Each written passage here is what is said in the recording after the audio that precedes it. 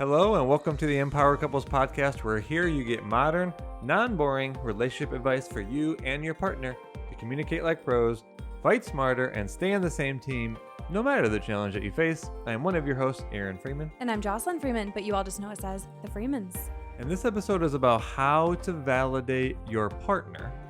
And we'll go into why this is so important and difficult, especially when you don't agree. It's really hard at times to validate our partner when we don't agree. And how often do we focus on agreement? I'm going to do everything I can to convince you to change your perspective, to see it my way. And if I don't agree with your feeling, your thought, your idea, then what? I'm going to discount you. I'm going to invalidate you. Does that benefit our relationship, or does that have us get more distant? Well, and a big part of this too is, and maybe you've heard this before, that this objective truth. Mm-hmm. And we got to move more into this realm, I suppose, of subjective truth, or at least allowing for the emotional experience of our partners to be accepted as it is. In our repair process, obviously, we talk about, can you just be responsible for a role you played in the impact? But that's not the role that we're going in here today. It's really about that mindset that my partner needs to feel understood in the experience they're having Mm-hmm. without me putting on top what I feel Mm-hmm. is the truth, or what should have been the outcome, or what should have been the experience. And we're going to give you some specific steps of how to practice this, because I know so many of us were not shown this growing up. And so your partner now is telling you, hey, I need you to validate me more. And I don't feel validated. And you are like, sometimes like, does not compute, because maybe you didn't see it. And so many of us are learning now. Now, before we get into the how and the steps and getting better at this, we need to talk for a minute about why it's important. Because you might be thinking, well, Freemans, if they say something that doesn't make sense, maybe I don't think it actually happened, because sometimes Didn't go down that way. we literally just had a session with a couple and it's gone like many others where they're trying to repair from an argument and they say something and the other person's like, well, actually, it wasn't that sequence. It didn't go down like that. That's not how I said it, actually. You're adding a word. Mhm. And so they get caught there. And I'd also so, say they get yeah. caught in that it sounds like, and sometimes rightfully so, that your partner is blaming you for an action or saying something, or let's say not following through on an action, and then now they're blaming you for the experience they're having. And look, Yeah. totally get it. Of course, I want to defend my position, because ultimately I don't want to have shown up and disappointed you, Mhm. or caused you hurt, or caused you trauma, or caused you frustration. But that immediate response is to sort of defend myself. And Yeah. in that, though, invalidates the experience that's trying to be expressed. The other place that this is important, so a lot of you are using our Steps to Rebuild a Marriage guide right now because you're in a season of really needing to draw a line in the sand and end one chapter that's been difficult and start a new season together, to use both analogies, chapters and seasons. And so there are steps in there where you have to be listening to each other. And there's a step in particular where you're addressing things that are unrepaired for each of you. And your partner might say something that you're either like, I really wasn't that big of a deal at the time, or that's not, again, what happened. You might even think something is actually like false, like, no, that's not factually what happened. And so I know you're probably listening to this and going, but Freeman's, it is so hard to validate when I don't think there's truth to it. Mm. Let me talk about psychology for a minute. And we could geek out with you guys on many psychology principles of why validation is important, but we'll try to keep it simple. When you think about being able to influence someone else, which in a marriage, in a partnership, it's not about manipulation. It's not about me having control. That's not what we're talking about. But influence is the ability to be able to like cooperate together. I want to have a positive influence on Aaron because then I get positive feedback back. My experience is positive. And then again, I give him that positive influence. So we're talking about influencing each other in a way that creates a great relationship. Now, in order to have influence with anyone, but we're going to focus on marriage, there's two things that need to be true. For me to be influenced by Aaron, I need to see him as credible or someone that I like respect, right? And that I feel safe with him. So, if he is not creating safety for me because he isn't validating either my perspective or my feelings in the situation, do I feel safe with him? And therefore, can he influence me? No. And if I actually don't see him as credible because what he's saying is actually just coming from, he's just trying to argue with me, or the perspective he's saying is trying to negate mine, does he have influence with me? No. So remember those two psychology principles that if we want to have positive influence with our partner, two things need to be true. We need to see each other as credible slash people we can respect, and that we feel safe with them. And that is psychologically why validation, if you were to just simplify it, is so important. And validation doesn't mean agreeing. Remember that. That's not even a goal a lot of times in conversation, whether you're debriefing from an argument and what went down, or you're talking about how to handle situations with your kids or how to handle a financial matter in your relationship. Agreement isn't even the first goal. And we're going to talk about that more in the steps. So, validation does not mean I agree. Remember that. But validation allows me to have a positive influence with my partner and vice versa. The one thing I'll add, and then you can start in on the steps, the Mm-hmm. how here, but also from a psychological perspective, there is a difference of influence Mm-hmm. to influence behavior only Mm. and not belief. Mm. So that falls into the realm of like of compliance and obedience, and that's in the realm of social psychology and influence, and that's going to be short lived. So again, bringing it back to marriage, I could even think I'm influencing my partner, and they might change the behavior I want changed. But if we're not actually influencing the belief or say the perception, Mm-hmm. then you're just getting more of a momentary and not a long lasting change in the actual behavior. So, what does that mean? Well, you're just kind of leading to more frustrations further into the future. So, Mm-hmm. true influence is going to be where you're able to change the behavior, but also influence the belief or the perception. Mm-hmm. And it's really hard to do that if a person doesn't feel Mm. understood, i.e., validated. Exactly. And it is particularly difficult to validate someone when you don't agree. But remember that when you are communicating, you're committed to communicating instead of arguing or proving the other person wrong. You actually can reconcile both of your perspectives into a third, even better perspective. So, with that said, we know it's difficult. We know this can be challenging, but now we're going to go into steps to actually get better at validating each other. So, number one, make it your life mission to listen more, which requires you to slow down your response time. And spending time with family recently is even having me observe how people like listen or don't listen, and be one of those people that's in the room with your partner, with your family, that slows down and takes time. Let me just listen before I always have something to say or I have a quick rebuttal. So that's the first step that we put here is make it your life mission to listen more.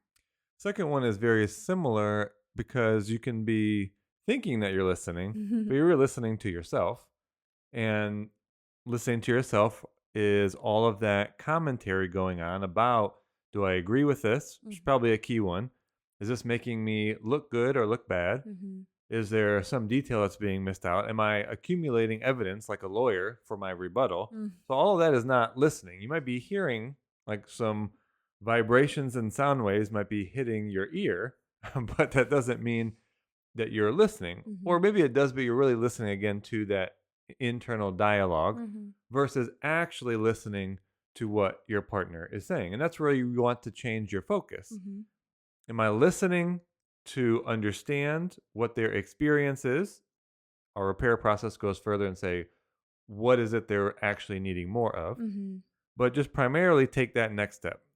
Am I really focused on my own thoughts and narrative, or am I actually out here present with what they're saying? Absolutely. Now, going into the third step to validate, remember what we had said that the goal here is positive influence. So to be able to do that before you can offer anything, before it's your turn to share, before it's anything further in the conversation, mirror it back to them. So mirroring is a way in which I'm going to reflect back to Aaron what I'm hearing. I'm not parroting it. It's not trying to be annoying like that, but it's just, okay, hey, I just want to clarify what I'm hearing you say is that you think it's most important that when your family's in town, we focus on being present and not on our phones. Is that right? Yeah, and that would be what I would maybe want more of. Mm-hmm. We also might be listening to what I'm hearing you say is when we were on our phones, Mm-hmm. it had you feel like we were disrespecting your parents, that we weren't utilizing the time together, and you felt like it was kind of disrespectful or maybe a waste to you. Yes. So that mirroring, what does that do? That has the person feel safe. What did we talk about at the very beginning of this? That in order to have influence, the person has to feel safe. So that mirroring, it takes my guard down. Oh, I didn't get a defensive response right away. Oh, they're not trying to invalidate me. They're actually hearing what I'm saying. My guard's down, Hmm. which is a positive thing. Mm-hmm. Mirroring could be a long discussion. There's a great book, Never Split the Difference. Mm-hmm. Very long book, also, but very informative. It's about an FBI negotiator. Mm-hmm. So put that on your reading list when you have the time. So we won't go too deep, but the one thing I do want to say is I know it's really hard because when we say this on calls, most partners will say, they'll be listening, and then they'll say, I understand. Mm-hmm. And like that's better than probably your alternatives. Getting But if you were defensive. really mirroring, and it is initially kind of weird, but to actually mirror back, as in I say just how we just did this back Mm-hmm. and forth. Hey, what I'm hearing you say is you felt disrespected. You felt like time was wasted. You feel like could have been better utilized. Mm-hmm. Not only does it have you feel understood, it actually gives you the opportunity to hear back. And in hearing back what you said, it allows you to even take a deeper cut at things you may have left out. Now, does that mean that you left something out intentionally? No, it's like there's so many different levels Mm-hmm. of maybe unmet need or just experience that we're not going to articulate immediately at the first go, especially under heightened emotion. So in you mirroring it back, it's like I feel I get a chance to breathe. I'm hearing back. It's actually being mirrored what I said, Yep. and it allows my brain to continue to process something deeper. In which case, if you said something like, "And is there anything else?" Mm-hmm. I'm like, you know what? There is, and it's not again because I left something out. It's that gave me the time to process something deeper, Yep. and we often don't get that when we're just jumping right in with well, it didn't that's not how I saw it, and some other ways of invalidating. Exactly. So now that we have done those first three steps, we've mirrored it back. They're like, yes, that's right. Or they add some, more detail there. The fourth would be asking clarifying questions. So notice we're not even giving feedback yet. We're not responding. We don't have a rebuttal. We're not sharing our perspective. Is there a clarifying question that would help you understand? So instead of, let's say, coming in with a defense, where I could quickly be like, well, I wasn't really on my phone that much. I don't think your Mm, parents even noticed. mhm, It's not that big of a deal. I could instead say, oh, okay, do you feel like your parents kind of notice when I'm on my phone or check my phone? Like, if that's a useful question, right? So you have to actually ask yourself, like, is this a useful question? Will this help me understand my partner's perspective more? mm, Oh, I'm hearing you say you want to be saving more money. I'm on board with that. How much money were you hoping to save? mm, Instead of me mhm. being like, I have been cutting down my expenses. Okay. I'm not spending as much money. So clarifying questions, always a good idea. Like, Yeah. that's just a great tool for influence and conversation. Real quick for that phone one, a good one might be you're hearing your partner say with a little bit of emotion, I don't want to be on our phones. Mm-hmm. So then you mirror. Yep. Then your question might be, so is what you're saying you don't want to be on your phones at all at any point in the day while your parents are here? Mm-hmm. And then your partner might say, well, no, that's not realistic. Mm-hmm. And that allows, again, just for more clarity, like maybe it's a certain period of time. Right. And then, again, we're not here to say what it is, but just it allows for, again, more clarity. Absolutely. So now that you have asked those clarifying questions, going back to this old phrase we've all heard, put yourself in their shoes. So, AKA, that's empathy.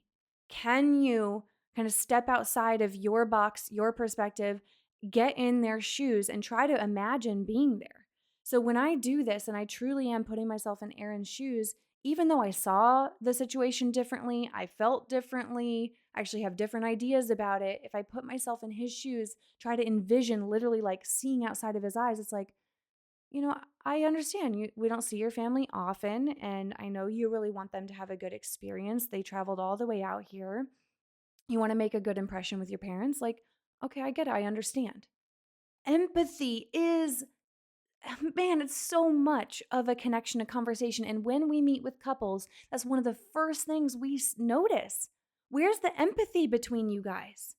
You are so focused on being right and therefore proving your partner wrong.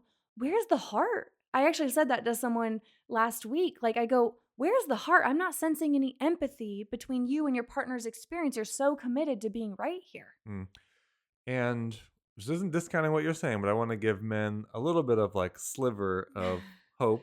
Is Okay. that yeah, that to me, if I was listening to this a few years ago, it would be a big ask. Like, I haven't been practicing empathy. I don't listen that well. Like, so I'm not going to get to empathy. Mm, So you can validate. mm-hmm, You can have them feel validated, and maybe there'll be a distinction between validating and actually empathizing to where your partner actually feels that empathy. mm-hmm. So I want to give men like just a little off the hook. Okay. If you take the rest of these steps Mm-hmm, on and your partner feels validated, that's good. You might mm-hmm, not be the place where they feel empathized with, mm-hmm. but that's okay. Yeah, you're right. It's not even, again, you have to know exactly how they feel. That was something we noticed a lot, was like men will do their best. Like if the woman is like sharing like, this is how I feel, I'm hurt and this is why, he might be like, okay, I'm doing my best. I'm listening, I'm mirroring it back. I can't imagine feeling the same way because I operate differently. Yeah, that's actually, you need to respect your differences. You are different. You're going to see situations differently. You're going to feel, you're going to think different about them, but you can validate each other. And I think that's your Mm, goal, right? You don't want your partner to feel invalidated and you don't take into account their feelings, their perspective, their ideas. Now, remember, this doesn't mean you have to agree with them. So, taking it further, you're mm, respecting your differences. You don't discount their thoughts, perspective, and feelings. So, therefore, you're validating them. Then, in that moment, is an opportunity for you to be discerning. Okay, do they feel understood? Do they feel like I really understand their perspective? Do they feel validated? Then is this a conversation for us to take further? And that's where you need to have discernment, because sometimes the best thing is right then to just focus on understanding them. mm, Period. That's the end of the conversation. Other times, there actually is a desire on both parts to go back and forth to be able to reconcile a perspective that includes both of you guys. mm, So you can actually ask the question, hey, do you feel understood? And they're like, yes. Hey, okay, well, would you like to talk further about this? I have some ideas on this. I definitely want to get to a place where we both feel the decision we make is including both of us. Do you want to talk about that now, or do you want to come back to it? mm, That's always a great thing to do, is ask, is this a conversation for now or later? mm. Because it isn't always cut and dry. Sometimes it really is just about the validation, hearing them out, and then coming back to it later. So you have to ask and clarify.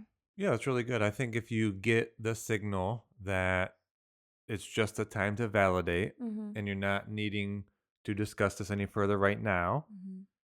then maybe it's also that we don't need a solution right now. And that just allows you to take, I think, one more step, one more bonus would be okay, if we're not discussing this further and you're not looking for a solution, because maybe that'll invalidate, Mhm. at least I can provide some reassurance. Mm. Because it's likely going to be a topic that has emotion in it. Mhm. And maybe you're left with feeling a little vulnerable or unstable. And yeah, you're not ready to continue. You're not looking for the solution. So a little bit of reassurance. Hey, when you are ready, I'm here. Just so you know, I really do love you. Mhm. I'm looking forward to creating more connection with you. Mhm. And then just providing that reassurance as you take the pause for the next combo. I love that. And all of those that you said were like reassuring of wanting to reconnect and kind of repair. Remember that this validation is not just validating feelings. Yes, that's like a huge part of it because you are in a relationship for emotional connection.